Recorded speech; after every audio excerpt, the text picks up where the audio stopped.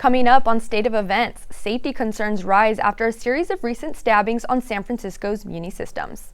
And time is running out to catch a student-led art exhibit at the Martin Wong Gallery, set to close soon.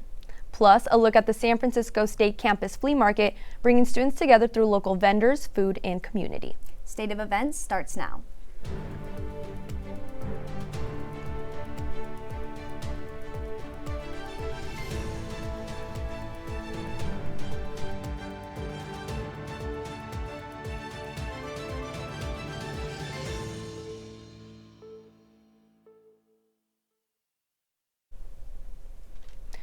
Good afternoon and welcome to State of Events. I'm Amanda Hernandez. And I'm Katie Cunnington. Today is Friday, April 17th, 2026.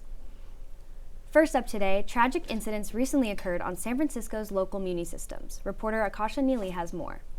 What should have been a routine commute turned violent. 2 separate stabbings on San Francisco's Muni trains are now under investigation. On Friday, March 27th, at approximately 1:30 p.m., police in the Mission District responded to a stabbing that had taken place aboard the number 49 Muni bus in the area of Mission and 13th Streets. The woman was rushed to the hospital with non-life-threatening injuries following an alleged dispute.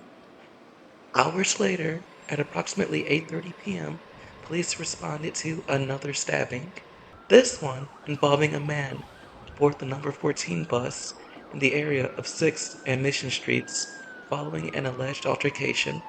He was also rushed to the hospital with non-life-threatening injuries. 2 events that have shaken public confidence in Muni. I personally drive, but I try to avoid public transportation here.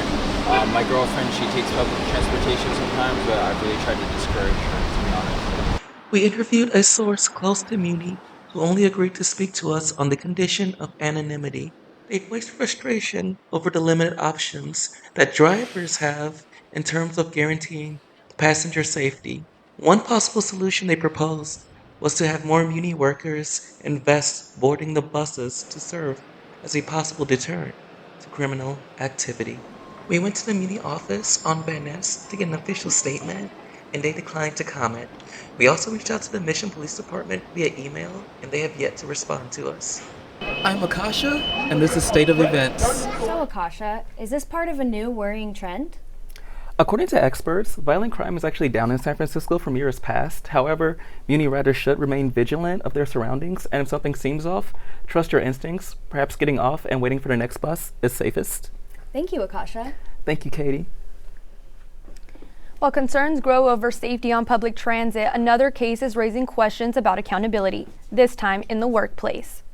Former executive of the San Francisco Human Rights Commission, Cheryl Davis, was arrested and charged with multiple counts, including felonies and misdemeanors. An 18-month investigation revealed misuse of city funds from the Dreamkeeper Initiative, a program created to support Black communities. Also arrested was James Springola, with whom Davis had a deeply personal relationship. Officials say more than $300,000 were misused for personal expenses between the two.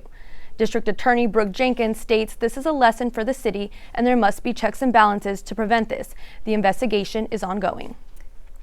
And now, from a story of misconduct to one of creativity and expression as a fine arts gallery concludes its 6-week run of the Slow Burn exhibit. State of Events reporter Cole Fowler has the inside scoop on the show's final days.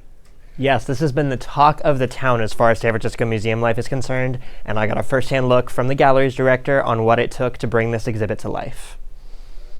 Resistance and Stillness is the running thesis of the Fine Art Gallery's Slow Burn exhibit, which is set to conclude its 6-week run this Saturday.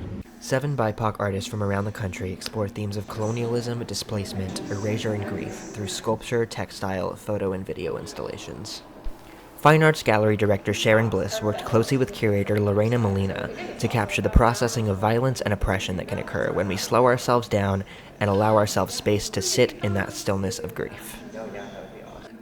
Lorena's thesis is so solid, but so permeable at the same time that what I've enjoyed most is watching people really slowly walk through and try to understand all the different pieces.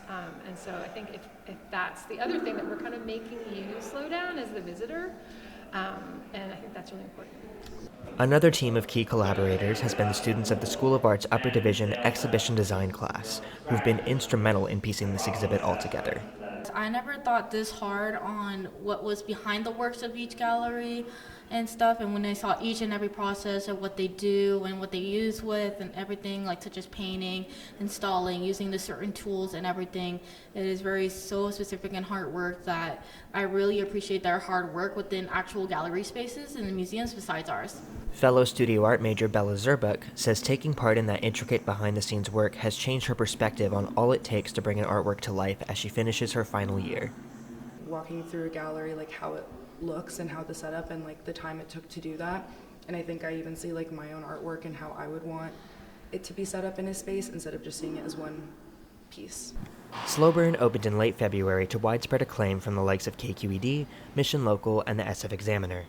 As the Fine Arts Gallery prepares an upcoming MFA thesis showcase, Director Bliss hopes the space can continue to serve as a vehicle of accessible art exposure from all corners of the globe, including right here on campus. For me, like that balance is really important, that people understand that these are accessible spaces. Sometimes you have to work, sometimes for that access, but we're open, right? And so to me, that's an important part of what we do. For State of Events, I'm Cole Fowler.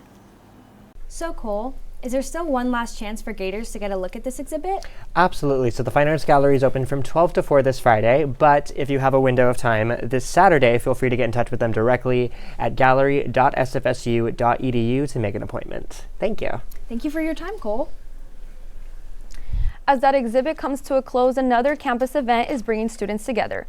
The San Francisco State Campus Flea Market is offering foods, finds, and a sense of community. Reporter Beatrice Lopez has more. That's right, on Wednesday, the Depot hosted its regular game night, this time with a new addition. However, rainy weather threatened to impact attendance. This week's rainy weather set the tone for the evening, keeping students and several vendors away from the Depot, where a planned mix of games and a student-run flea market was taking place. An organizer at Depot says 4 vendors canceled due to rain, resulting in a smaller lineup than expected. Nevertheless, inside Depot, students filled the room with energy as they gathered around board games and video game matches. So the reason why we came here was to thrift, but honestly, I think that the other events that are going on have captivated me more. I'm having a good time. If it wasn't working, I would have come to many more. I mean, they're super fun. So. Depot manager Michelle Yang says there's a clear reason behind hosting events like this. Yeah, the Depot hosts events like this as we are programming for students. We're ultimately a free space where students can come and enjoy our events, hang out with their friends, and just wind down from class. So there's a reason why people come to our events, and there's a reason why people will come back to our events. Despite a smaller turnout, organizers say it was a success, and they hope to make this flea market a recurring event. Throughout April, the Depot will be hosting several events such as Battles of the Bands, a DJ competition, and music symposium. While the rain may have prevented some people from enjoying this event, the Depot is known for frequently hosting events for the community. For more information, check out their Instagram page. Reporting from San Francisco State, I'm Beatrice Lopez with State of Events. So Beatrice, does the Depot have plans to bring back this flea market anytime soon? Well, currently the Depot does not have a set date for a student-run flea market. However, they do plan to make it a recurring event and hope to host it on the quad. Thank you, Amanda. Hope to see you guys there. Thank you. You as well, Beatrice. While students connect locally at SF State, others are taking to the streets nationwide as part of the growing No Kings protest movement. This past Saturday, large crowds gathered across the U.S. and overseas in protest of President Trump for the 3rd No Kings rally. Organizers expected around 9 million participants, with more than 3,000 events registered in all 50 states. The protests travel beyond, with demonstrations also held in more than a dozen other countries, including major cities such as Rome, London, and Paris. Causes for protesting range from the war in Iran to immigration enforcement, as well as the rollback of LGBTQIA+ rights. The Trump administration had dismissed these protests, with representatives from the National Republican Congressional Committee stating, quote, "These hate America rallies are where the far left's most violent, deranged fantasies get a microphone," end quote. Coming up after the break, NASA takes a historic step forward, launching spacecraft Artemis, its first mission to the moon in over half a century. And a bicycle ride-out shuts down the Bay Bridge, prompting a swift response from law enforcement, so stick around.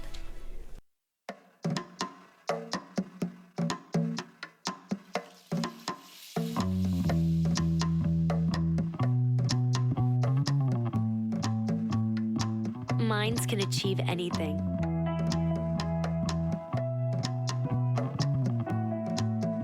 We make sure they get to college.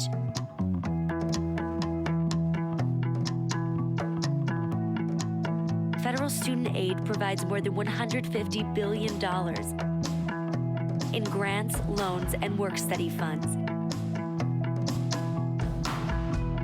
to make college possible for anyone with the mind to get there.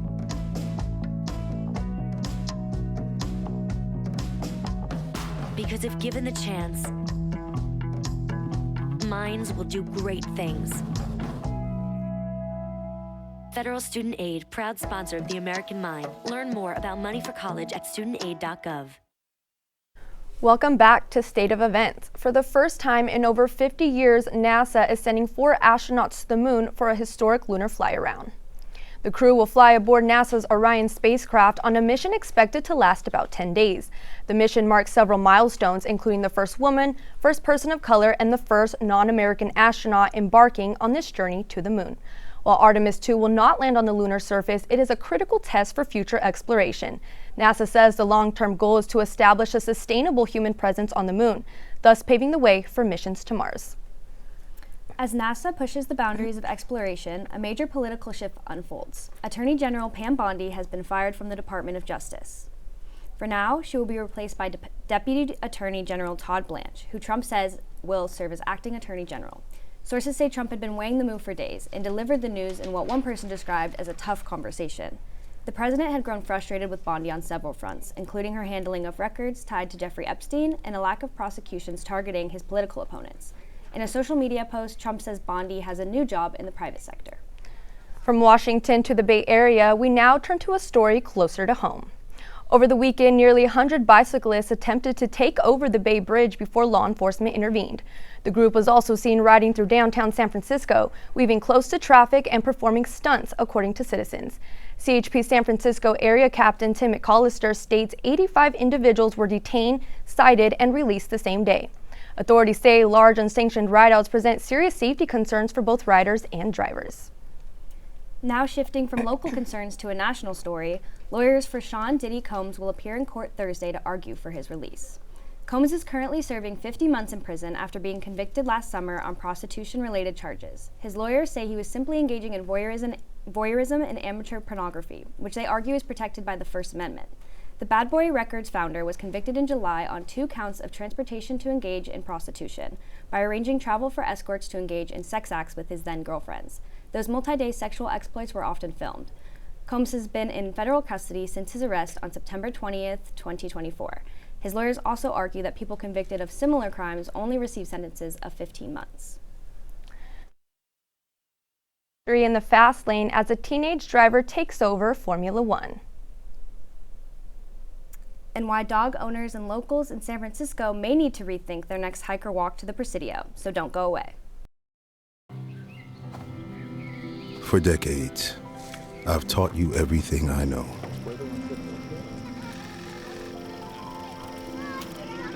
How to safely build a fire. How to control the flames.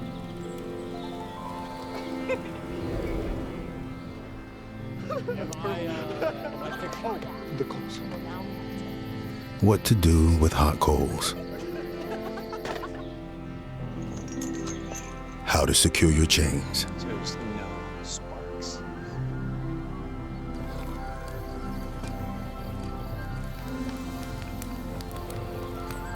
But I can only teach wildfire prevention.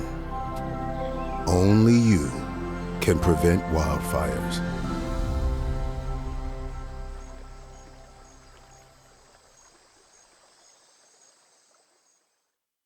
Welcome back to State of Events. Dog owners and locals in San Francisco should take note. Certain trails will soon be off limits, and there's a very important reason why.